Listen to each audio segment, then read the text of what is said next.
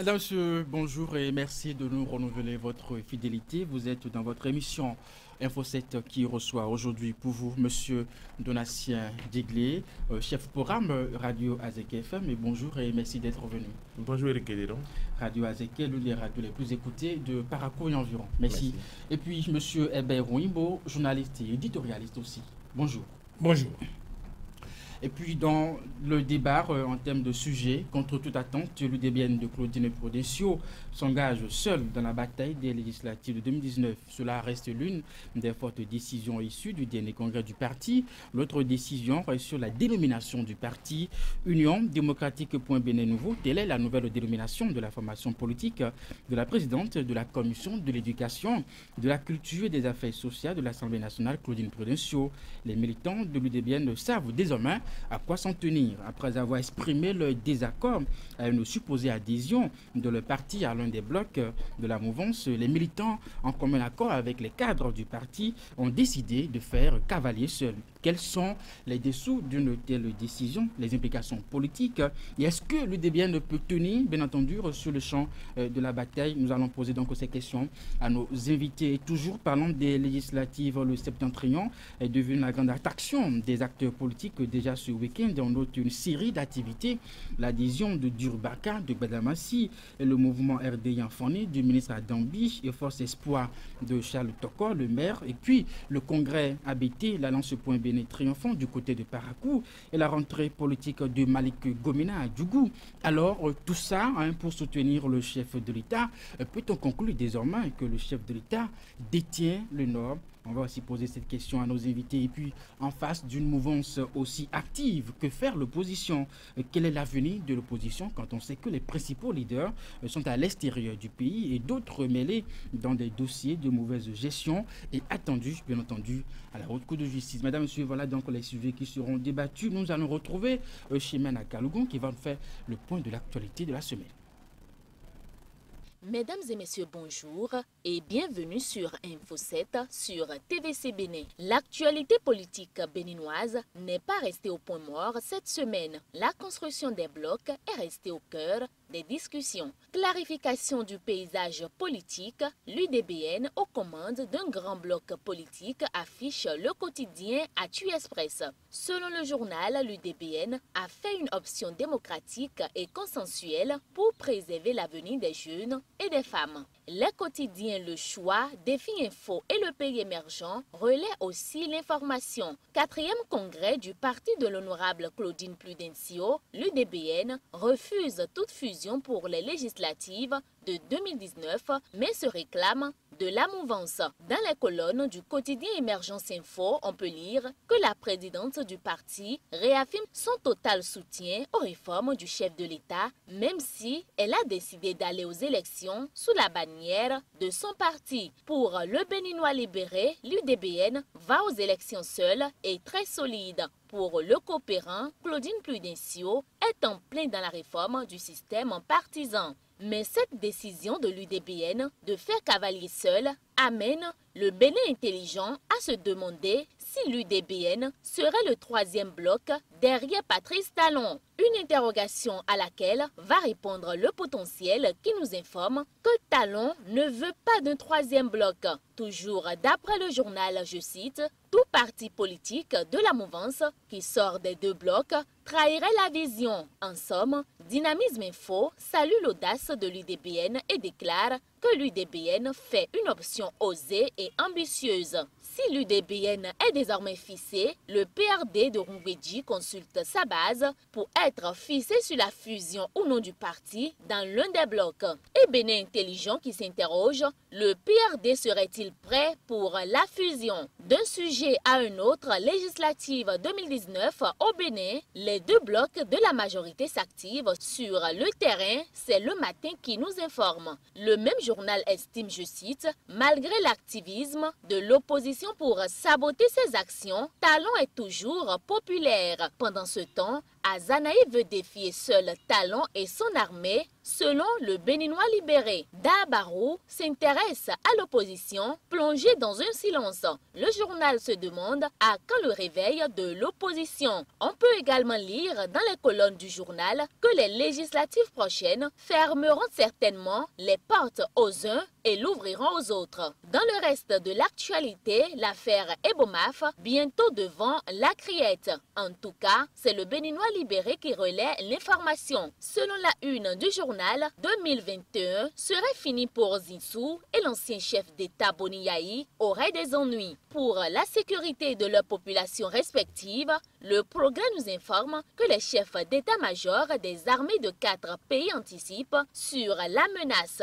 Un autre exemple d'intégration ou de coopération est l'inauguration du poste de contrôle juxtaposé de Semenkoji, le Béninois libéré parle de la coopération bénino-nigériane. À l'Assemblée nationale, retenez que la deuxième section ordinaire s'est ouverte avec un discours bilan du président de l'Assemblée nationale, affiche le matin. Le quotidien nous informe qu'au cours de cette session, des dossiers brûlants de l'actualité sont inscrits à l'ordre du jour.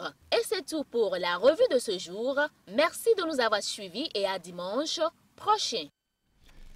Merci aussi à vous, Chimana Kalogun, pour cette revue hebdomadaire. Nous allons aborder le premier sujet de cette émission. Bien entendu, nous allons parler de l'UDBN. Alors, je le disais tantôt, Claudine Prudencio s'engage seule dans cette bataille. Monsieur Donatien Udiglé, comment appréciez-vous cette décision? Elle est forte quand même.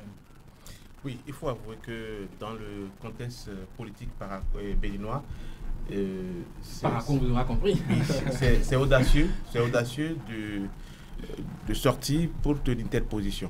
Pourquoi? Parce que même ces anciennes formations politiques qui dictaient leurs lois dans le passé ont du mal à s'affirmer. Et ça fait que vous allez voir un certain Amoso Bruno tenter de passer le témoin et revenir rapidement à la charge pour trouver que tant qu'il va respirer, il va continuer de servir son pays. Vous verrez un certain Maître Adrien Guidi toujours aux commandes. Aujourd'hui, nous tendons vers une certaine réorganisation et c'est lié à la manière dont Patrice Talon a mis en place son dispositif pour l'animation de la vie politique. Claudine Prudencio, qui depuis toujours dit qu'elle est avec le président Talon, a osé. A osé parce qu'elle est femme, a osé parce que beaucoup ne l'attendaient pas sur ce terrain. Mais attention, depuis un certain moment, parce que les débats politiques ont des ramifications économiques et même sociales. Et depuis que dans les contrats, j'ai compris que le président Talon a osé dire qu'il va arracher cette affaire de boucle ferroviaire à Auray, l'époux de Claudine Prudencio, je voyais venir ce qui se passe aujourd'hui. Je me disais, ce n'est pas un petit chantier. Et ça va jouer sur les relations à venir. Donc je ne m'étonne pas. J'ai vu venir. Et ça fait qu'aujourd'hui, on ne peut pas se focaliser rien sur le paramètre politique pour faire ce débat.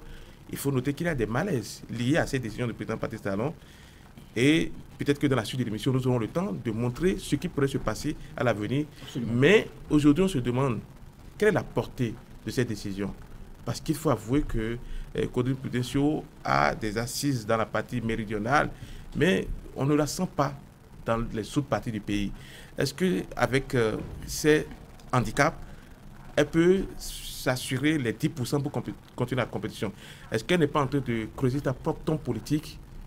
Je pense que c'est on va y arriver tout à l'heure pour ce qui est donc de ces préoccupations. Alors, M. Berouimbo, quand on parle de l'audace, à quoi est-ce qu'on mesure l'audace de ces décisions? Alors, l'audace, c'est de remettre les choses à l'endroit. L'audace, c'est de se conformer à la loi. Laquelle loi a institué la charte des partis politiques. Et quand vous lisez les dispositions de cette charte-là, de cette loi-là, nulle part il y a l'expression bloc. Et donc l'expression bloc autour du chef de l'État ou constitution de bloc est une expression illégale. La loi a parlé de partis politiques. Et les partis politiques qui ne se sont pas encore actualisés par rapport à la nouvelle charte ont un délai transitoire, me semble-t-il, de 6 mois pour pouvoir reconstituer, n'est-ce pas, leur dossier pour y aller. Et donc, l'expression bloc est une expression informelle. Ce que l'UDBN a fait, l'UDBN s'est conformé à la loi, s'est conformé au pacte républicain. Et donc, le droit étant essentiellement procédure, elle a été sollicitée, l'UDBN, par d'autres formations politiques pour qu'ensemble, elles puissent, ces formations politiques, envisager la possibilité d'une fusion.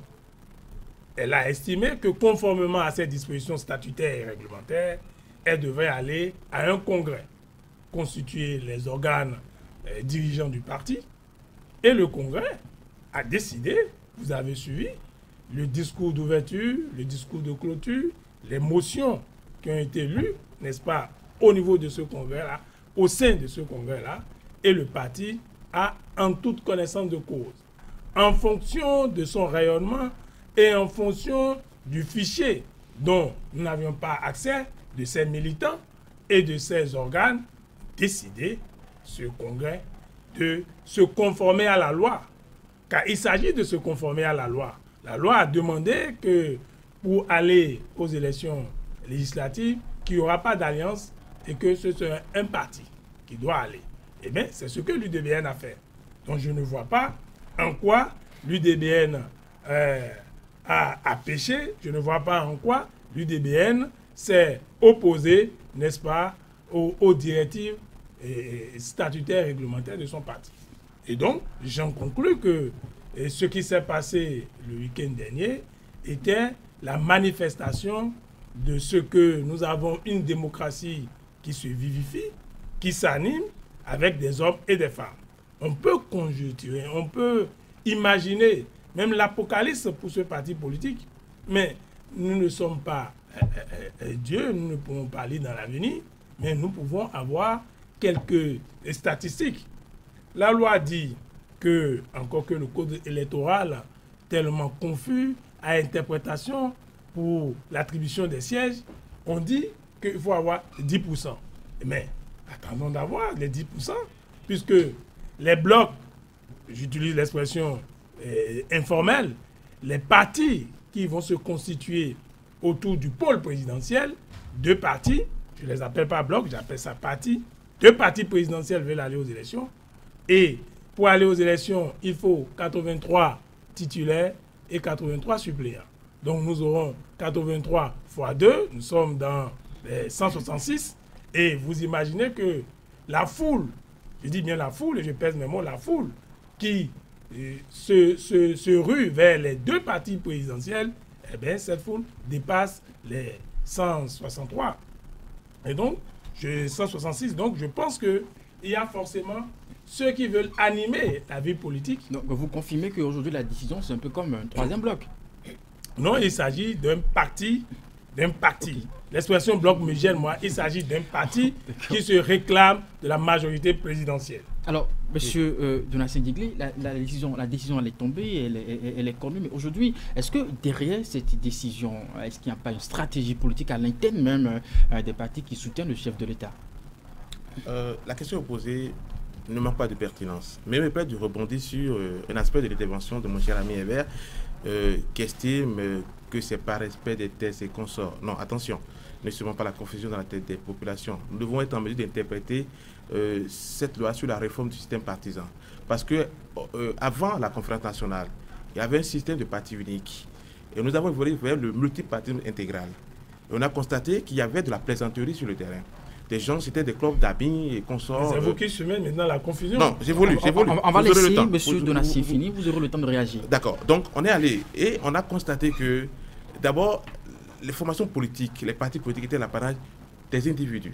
PST, Bruno Amosso, PRD et Adrien Guidi, FCB Boniaï. Mais on a dit maintenant qu'on va mettre en place un système et ce système va faire disparaître ces mini-flétins pour rester dans de grands ensembles, comme les grandes démocraties que nous tentons de copier. On vous parlait des républicains, des démocrates. On était pratiquement dans cette dynamique. Et donc, s'il faut interpréter cette loi votée, on doit être dans la dynamique des blocs, des grands ensembles. Maintenant, qui est le leader de la mouvance? C'est le président Patrice Talon que vous défendez, que vous soutenez. Mais il a la discipline du groupe qui dit... Le leader de la mouvance dit « j'ai besoin de 2 blocs ». Et le travail se fait en fonction. Parce qu'on a vu des difficultés de mise en place des blocs. Je dis il y a audace, mais je cherche la portée de l'audace. pour dire qu'ici, il y a une certaine indiscipline du groupe qu'il faut noter à travers... Pour vous, cette décision fait montre d'une discipline? Oui, d'une part. Ça peut être également objet de stratégie politique. Et c'est là où je vous rejoins pour dire... Oui, allons-y. Hier, pour les législatives passées, personne ne voyait venir l'UB proche de Boniaï. Et ça fait que l'ancien maire d'Alada s'est retrouvé député sous la bannière de l'UB. La même chose pourrait se reproduire. C'est pour ça que je dis, c'est vrai que dans nos analyses, nous serons tentés de prêter des intentions à la décision de l'honorable Claudine Prédesseaux et son équipe, mais ça peut être objet également de stratégie politique pour sauver dans l'un ou l'autre des camps les frustrés. Parce qu'aujourd'hui, on sait que tel que ça évolue, quand vous prenez par exemple la séance électorale de Claudine Prédesseaux, vous allez retrouver de gros morceaux comme Georges Bada. Et si Georges Bada se réclame de la mouvance, et on doit établir, parce que Georges Bada vient d'une formation politique qui a un parcours, on peut même parler d'historique politique. Et devant Claudine Prédesseaux, je crois que le jeu sera un peu difficile. Donc, elle a bien fait, elle a peut-être vu venir le danger, ou elle a décidé de prendre ses responsabilités. Donc, je nuance pour dire que on peut l'interpréter comme une certaine indiscipline du groupe, mais à côté, ça peut être stratégique. Et quand je suis dans la stratégie, c'est avec l'ancien du président Patrice Talon qui ne viendra jamais sur la face publique pour vous dire je soutiens la décision de Claudine Prédesseaux. Mais dans les faits, et par rapport au positionnement, nous serons situés sur... oui, votre réaction, M. Eberundu, rapidement. J'en ai plusieurs, mais je vais les résumer à 3 points. Voilà. Je pense que c'est manquer de respect au peuple et aux concitoyens que de qualifier les formations politiques pour lesquelles ils ont eu à voter plusieurs fois de plaisanterie ou bien de marché. Parce que nous avions opté à la conférence nationale pour le multipartisme intégral. C'est notre constitution.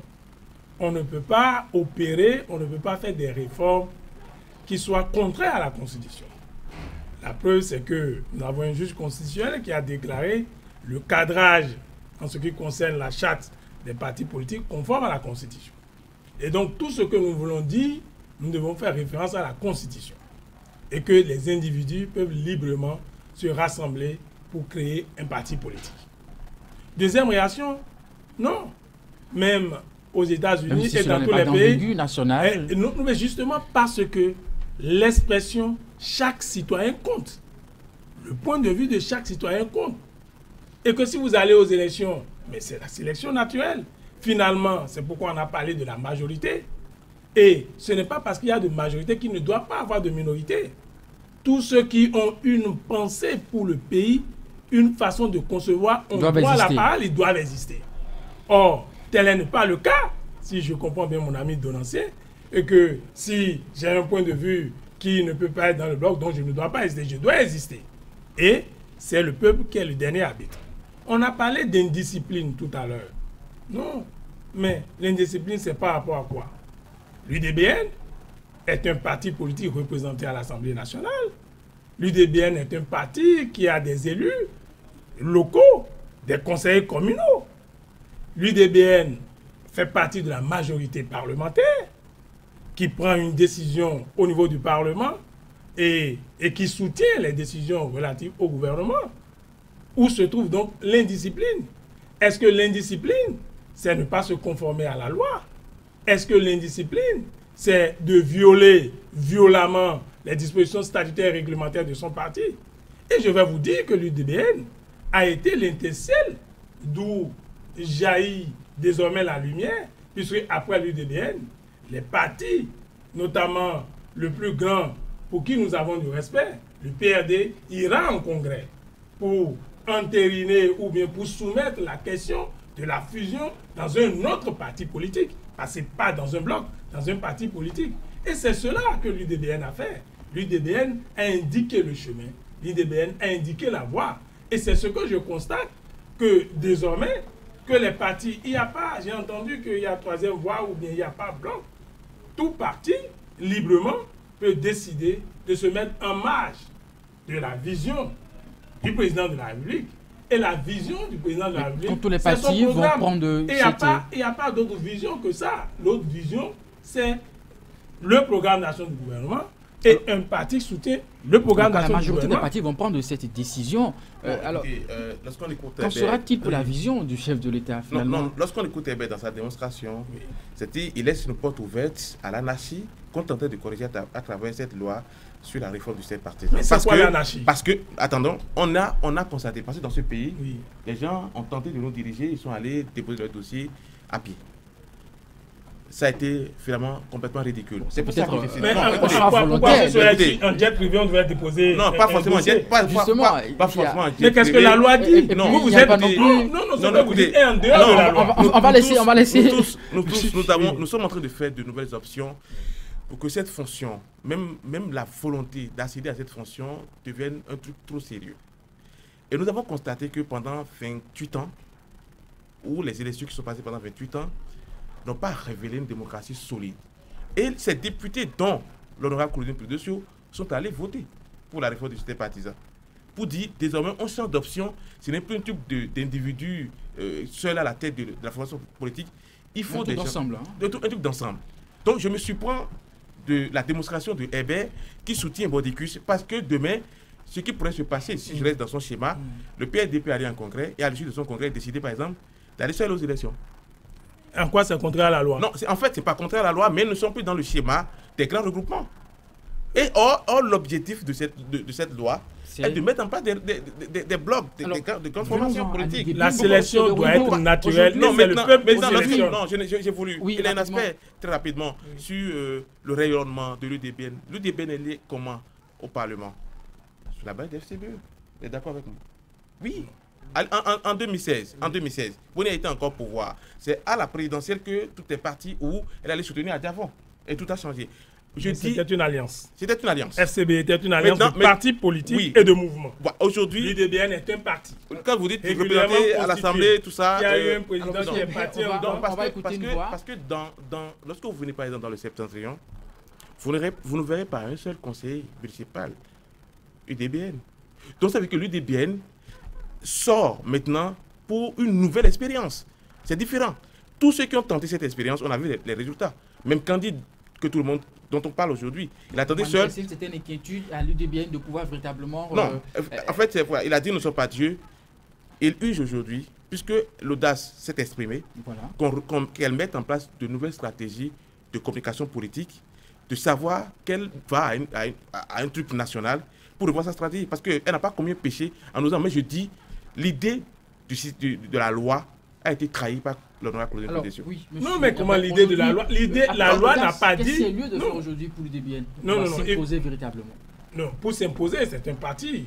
C'est pas pour la première fois que l'UDBN va aux élections. D'accord.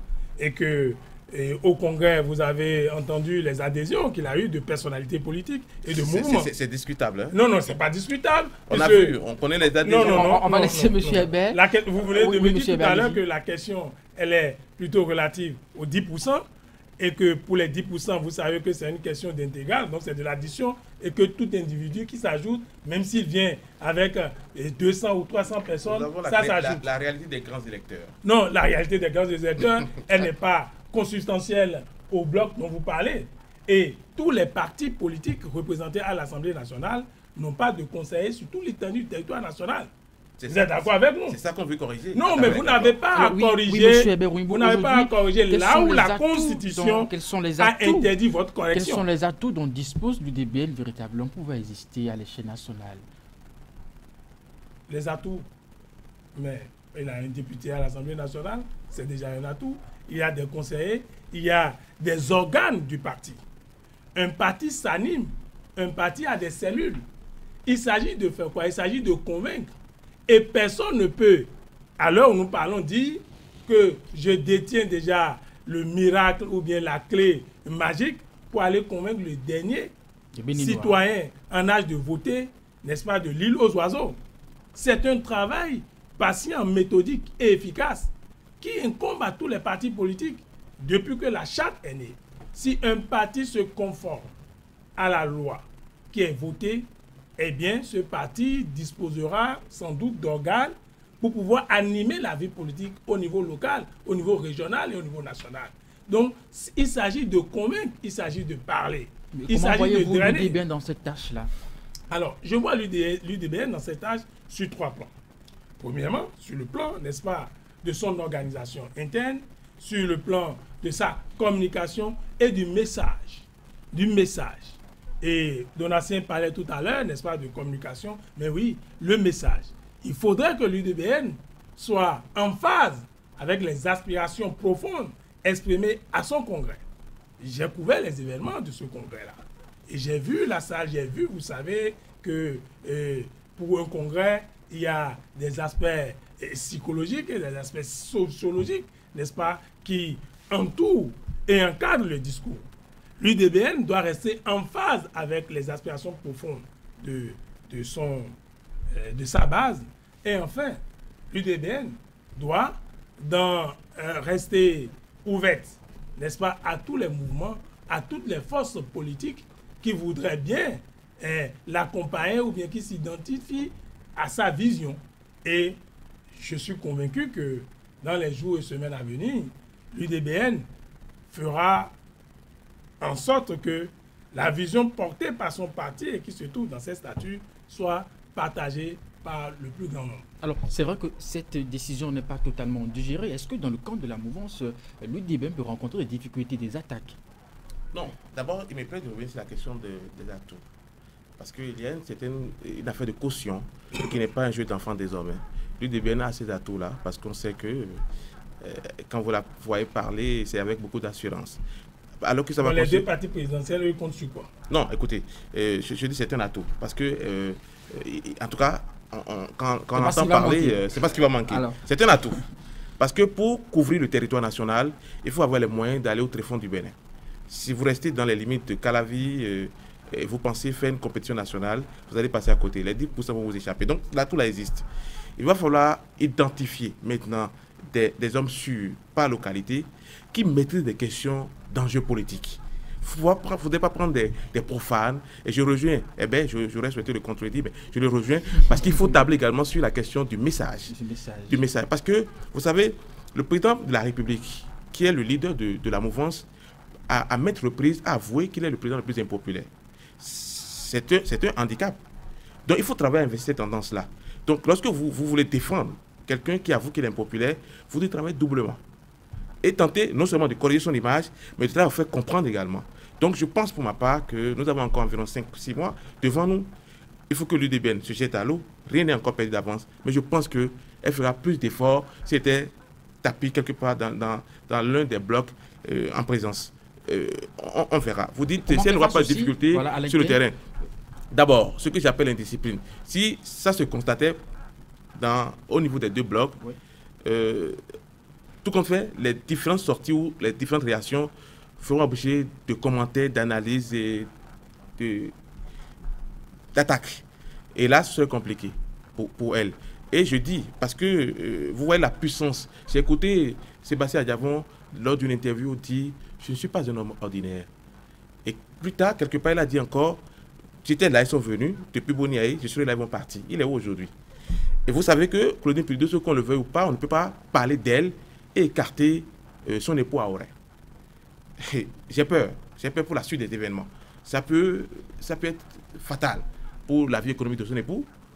Cette décision serait pas bien appréciée du côté... Je suppose, je me mets dans l'hypothèse selon laquelle le chef d'État n'est pas d'accord avec elle. Avec la décision. Ça veut dire qu'à partir de là, on mettait tout en place pour l'obliger à revenir vers l'un des blocs ou à lui montrer qu'elle s'est trompée de stratégie. Partagez-vous les inquiétudes de M.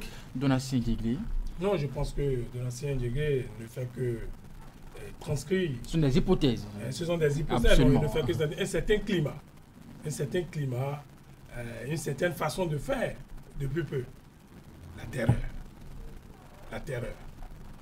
Mais je pense qu'on peut vaincre la peur. On peut vaincre la peur par les mots. On peut vaincre la peur. D'abord sur les atouts financiers, c'est indiscutable là-dessus.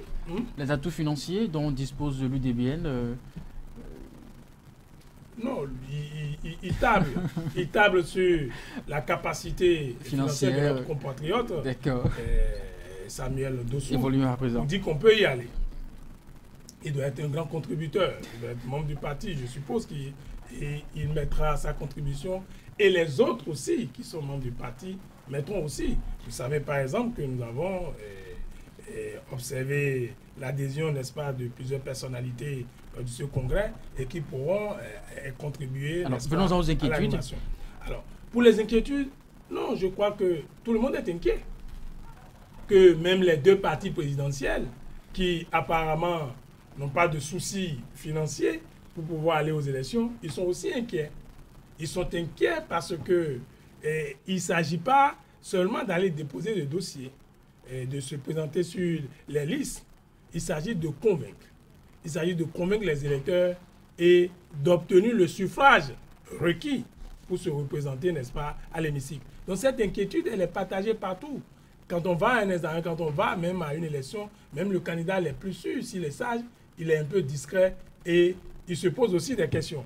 Et donc, tout le monde est inquiet et tout le monde ne sait pas ce que le juge final dira. Et ce juge final, c'est bien sûr le peuple, c'est l'électeur. Et pour finir avec ce sujet, une dernière question, comment voyez-vous l'avenir de l'UDBN aujourd'hui dans cette nouvelle posture? Un avenir qui sera dicté par les actes à venir, parce que les signaux ont été lancés et Donatien faisait à peine allusion à cela.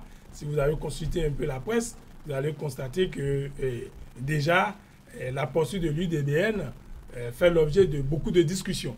Et je pense que cet avenir, il doit pouvoir l'affronter avec foi et abnégation. C'est vrai qu'elle a confirmé qu'elle n'est pas de l'opposition, que l'UDBN n'est pas de l'opposition. Alors, M. Donatien Diéglé, l'avenir de l'UDBN? Non, vous savez, nous sommes sur un terrain politique et comme elle a dit, dans ce débat, j'espère qu'elle aura toutes les pièces nécessaires pour continuer la course, c'est-à-dire quitus fiscal, caution, tout. Lorsque tout est réglé à ce niveau-là, il y a un déterminant, c'est le peuple. Lorsque le peuple accepte votre message, vous créez la surprise, comme ce fut le cas en 2016 avec le président Patrice Talon. Contre toute attente, il est passé au second tour, les gens ne l'espéraient pas. Il avait Bouniaï qui battait campagne sur tout le territoire national, pourtant Patrice Talon est sorti à la grande surprise. Donc, ce schéma ne m'étonnerait pas si demain, je vois par exemple l'UDBN s'imposer avec les 10% et beaucoup de représentants au Parlement. Donc, il va falloir travailler davantage. Il ne faudrait pas, parce qu'il y a même ceux qu'on pourrait appeler grands électeurs, ou ceux qui se font appeler grands électeurs hier, qui ont créé leur parti politique, mais qui ne sont pas allés au-delà de leur circonscription électorale. Ils peuvent être déçus aussi. Bon, donc, non, en philosophie, on enseigne que ce n'est pas le doute qui rend fou, c'est plutôt la certitude. Allez-y. Il faut rester. Et toujours parlant des législatives, le septentrion est devenu la grande attraction des acteurs politiques. Déjà ce week-end, on note une série d'activités et l'adhésion de Duro Barkat de Badamansi, le mouvement RDI Enfant du ministre Adambi et Force Espoir de Chaltokor, le congrès de Habiti, l'Alliance Point Béné Triomphant du côté de Parakou et la rentrée politique de Malik Gomina à Djougou. Alors tout ça pour soutenir le chef de l'État, M. Rouimbo, peut-on conclure que désormais le chef de l'État détient le Nord? Non, je crois que c'est trop dit. Il ne suffit pas de rassembler des gens et de dire qu'on a le Nord. Le Nord, il est vaste, le Nord, il est divers, il est varié. En tout cas, tout converge vers le chef de l'État.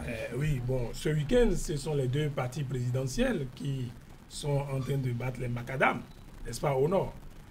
Ce n'est pas suffisant pour dire qu'ils ont déjà acquis le Nord. Il faut reconnaître que c'est déjà quand même un bon baptême de feu pour notre confrère et collègue Malik Gomina, qui du côté de Djougou a eu à parler, n'est-ce pas, aux populations. On le voyait venir, c'est une évidence. Oui, il quitte momentanément le micro pour un exercice assez difficile. Il descend dans l'arène. Il descend dans l'arène. Il descend dans l'arène. Donc je crois que c'est bon pour l'animation. Parce que en face, n'est-ce pas, des deux partis présidentiels, il y aura le parti de l'opposition politique et les FCBE, sans doute, qui ont aussi leur stratégie, n'est-ce pas, à déployer. Et je pense que c'est un bon week-end politique. Et il ne s'agit pas de congrès, il s'agit de meeting. Et ça donne déjà un avant-goût. En tout cas, nous parlerons de l'opposition tout à l'heure. Oui. Alors, M. Donatien Diéglé, vous qui avez l'expérience politique de la partie septentrionale, est-ce qu'on peut vraiment conclure que le chef de l'État détient le Nord avec le trio du septentrion, Mme Assi Adambi et puis Chaltokor? D'abord, le 6 octobre dernier, nous avons assisté à un meeting animé par ces trois forces politiques dont vous parlez. Et on a vu un peu la mobilisation de la population. elle est complètement en déphasage avec les crognes, les plaintes des populations. Je me suis déplacé pour voir un effet d'apocalypse. Personne sur le terrain, ou peut-être 2 personnes, les voient dans un découragement, mais les populations sont sorties.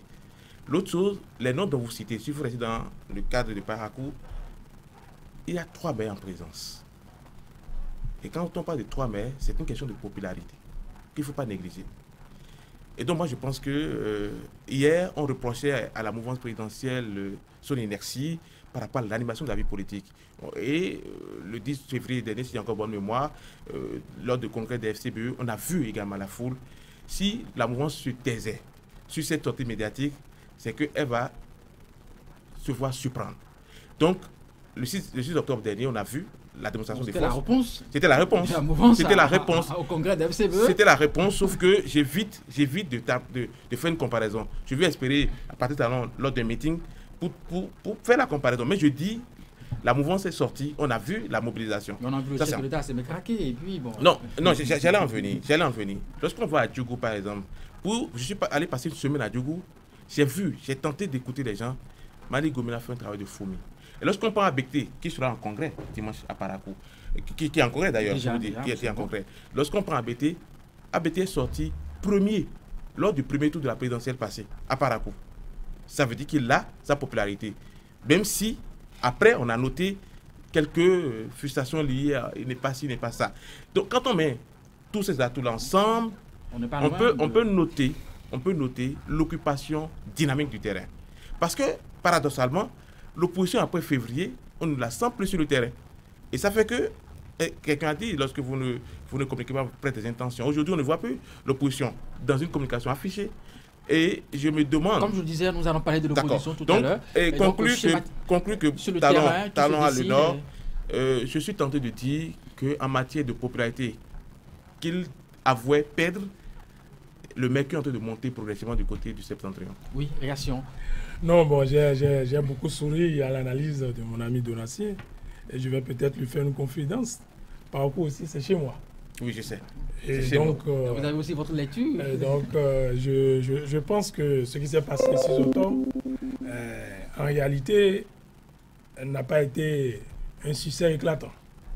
Ça a été un succès quand même. Pas éclatant. Okay. Parce que le référentiel étant et le congrès FCBE, c'était un succès éclatant. Non, c'est un succès éclatant. C'est ça qui a déclenché l'IR.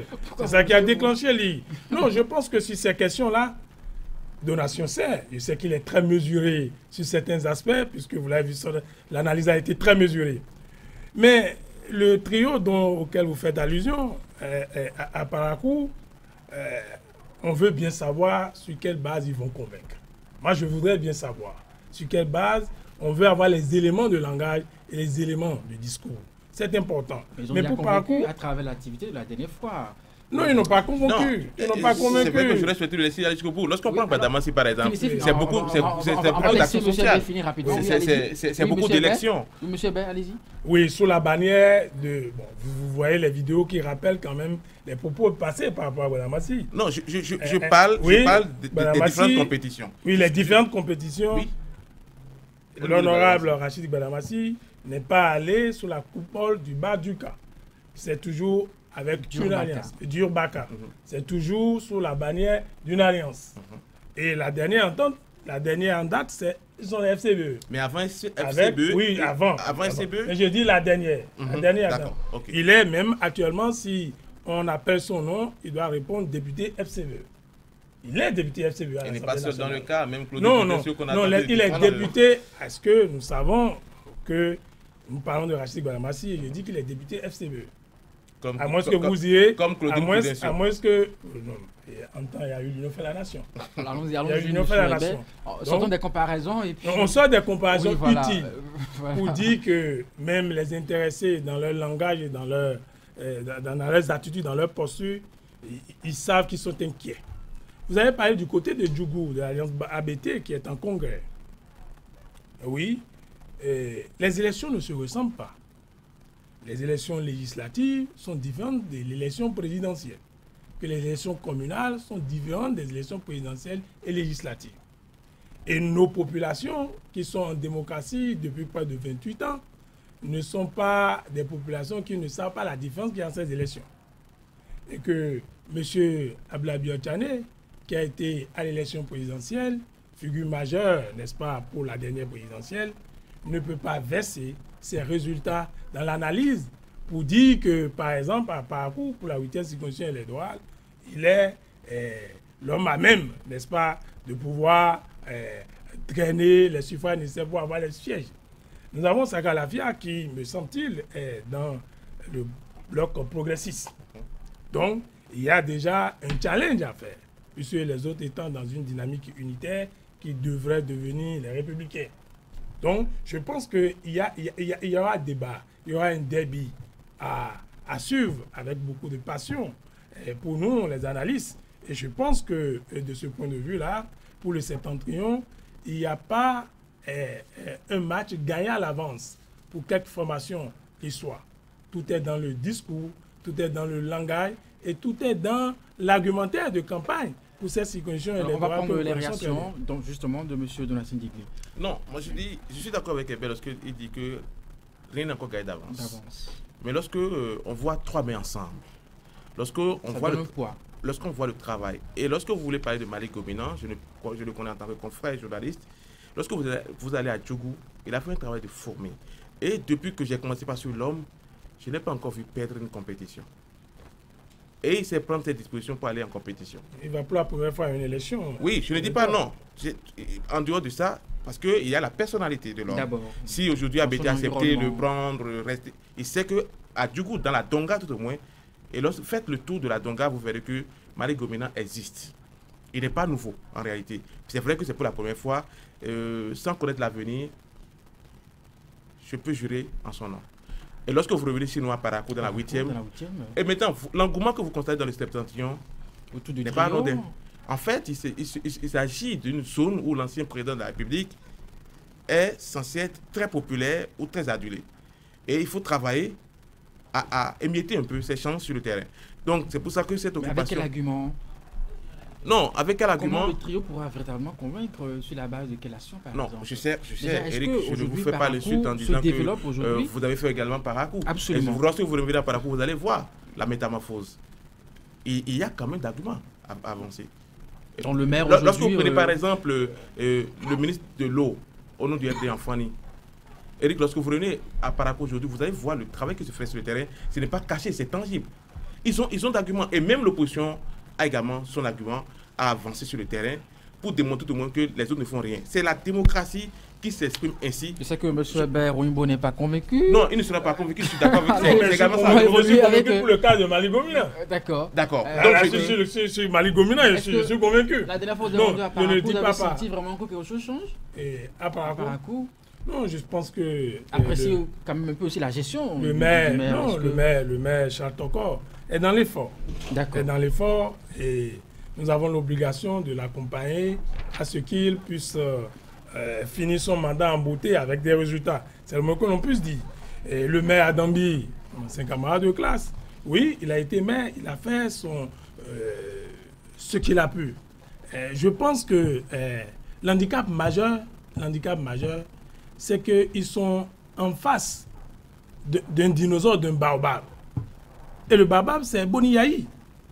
Ce que je dis, et vous pouvez, si vous avez l'occasion, aller à Parakou de façon anonyme, écouter les gens. Et c'est cela. Et c'est en cela que, au-delà de ces meetings là, je pense que le président de la République, qui connaît bien le Nord, je dis bien, il connaît bien le Nord, et il sait interpréter les résultats. Ce sont ces mêmes leaders qui lui ont dit que le référendum, c'est chaos. Référendum pour la révision de la Constitution. Vous avez vu comment il a pris tout le monde au coup. Cela veut dire qu'il a ces éléments d'appréciation que les médias n'ont pas. On va aborder le dernier sujet en face d'une mouvance aussi active, comme le disait M. Donatien Digley, que fait l'opposition. On s'interroge alors, quel est l'avenir de l'opposition, surtout quand on sait que les principaux leaders sont à l'extérieur du pays. M. Herbert. Alors, que fait l'opposition? C'est vrai que l'opposition actuellement... Un peu dispersée. Elle n'est pas dispersée. On lit au moins leur communiqué dans le cadre de la défense de la démocratie. On voit les FCBE à travers des communiqués, aussi à travers le ralliement de leurs militants. La différence ici, c'est qu'ils n'ont, me semble-t-il, pas de visibilité à projeter dans les médias pour leurs actions, mais ce qui est sûr, c'est que je constate que le front politique de l'opposition, n'est-ce pas, s'attire, s'anime à travers des communiqués et autres. Ça peut participer à une stratégie, ça peut participer aussi à un timing, à un agenda. Leurs leaders de proue, vous savez très bien que les leaders de proue de l'opposition sont contraints à l'exil actuellement et que cela pourrait, je dis bien cela pourrait donner l'impression que rien ne se passe. Mais je pense quand même que même loin du pays, loin de leur fief électoraux, ils sont toujours, n'est-ce pas, leur image et leur posture continuent toujours, n'est-ce pas, d'être projetés au niveau des populations et ils travaillent. Au finish, ce ne sont pas le nombre de meetings, ce ne sont pas le nombre d'apparitions à la une des journaux qui déterminent le vote dans les suffrages. Et je peux vous dire que actuellement, les indécis ne sont pas dans un pourcentage colossal, c'est-à-dire que est significatif. Ce que les Béninois veulent faire pour les élections législatives, ils le savent déjà. Ils le savent déjà. Ils attendent que le corps électoral soit convoqué, que les urnes soient installées et pour qu'ils votent. Ils ont une idée claire du vote. Rendez-vous en 2019. Donc rendez-vous dans quelques mois. Oui, M. Donatien, quel est l'avenir de l'opposition? Non, l'avenir de l'opposition, c'est Sébastien Yavon à l'extérieur, Valentin Dianotin à l'extérieur, Komi Koutié aussi à l'extérieur et bien d'autres. Il y a Bonnier sur le terrain, tout au moins. J'ai écouté bien, c'est dans un sondage d'intention qui devait rassurer l'opposition. Mais attention, lorsqu'il parle des communiqués qu'on lit et qu'on sort, les communiqués se lisent où? Au niveau des organes de presse écrite, sur les réseaux sociaux.